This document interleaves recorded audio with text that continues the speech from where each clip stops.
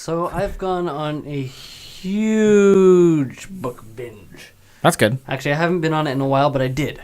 And there was a point where I was reading book after book after book after book. Now, I remember that. Have some absolutely fantastic books that I would recommend to everyone. Read these books, people. Exactly. These are all like more so on the fantasy or sci-fi kind of things, you know, just stories that are all fictional and out of this world, quite literally. And so my number one would be, as mentioned before, The Name of the Wind by Patrick Rothfuss. It is an excellent book. If you ever see The Name of the Wind on a bookshelf at a bookstore, or you're going through, you know, the Kindle store on your Kindle. Or Kobo, whatever the Kobo alternative is, or iPad, pick up this book. The writing in it is absolutely amazing and fantastic in every single way. The author just drives you right into the story and can make, you know, drinking water sound like a magical experience. He does an absolutely fantastic job. It's a perfect book. It was, from beginning to end, had me enthralled in the story. Okay. So if you had to rate it on a scale of 5, what would you give it? 7. Oh, okay. That's not good. It's fantastic. All right. Well, I'll look for that. I'll look for that, definitely. Another book that I picked up, this is my number 2, would have to be Theft of Swords, the Reria Revolutions. I think I butchered the name there, by Michael J. Sullivan.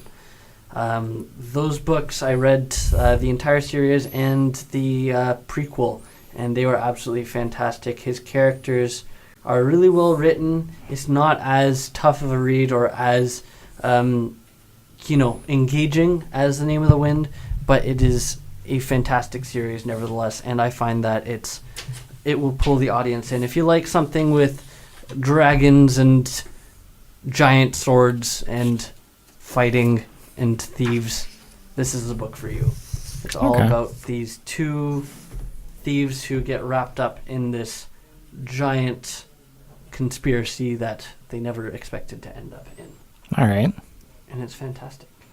All right. And out of 5, what would you give this book? I would give this book a 4.5 out of 5. All right. That's not bad. Not Yeah, bad. yeah. And do you have anything else? Any other books you want to talk about a little bit? Another great author is Brandon Sanderson. Now, I've read a lot of his books, although recently I read Calamity.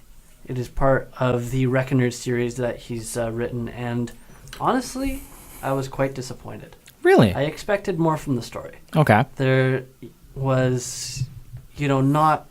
It starts off, with more so of a typical scene where there's a lot of gunfights, and it tries to bring you right into the action right as soon as the story starts. But on the note that it ended, I find that they could have led into this story a little bit easier, and he could have done more to make the world, more interesting. Okay. And I find that this might be me nitpicking. It's still a good book, but compared to all of other Sanderson's works, I find this to be the one that I have liked the least. Okay. It was still good, if you're a fan of that series, and I definitely was a fan of the first and the second books, and I would recommend picking this up. But Calamity, in my opinion, could have started and ended better, and the middle parts could have had some more work as well. I also think it's because Sanderson is working on multiple books and is releasing more than one book every year. I don't know how he does it, but I feel like there could have been more time spent on this book. Okay. Versus Paul Richmond, Borrow Love. It's a lot of toothbrushes. Here it is. Here on Tomorrow Tonight, and we'll see you after it. Beauty. That was a good one. We didn't talk about anything we wanted to talk about, but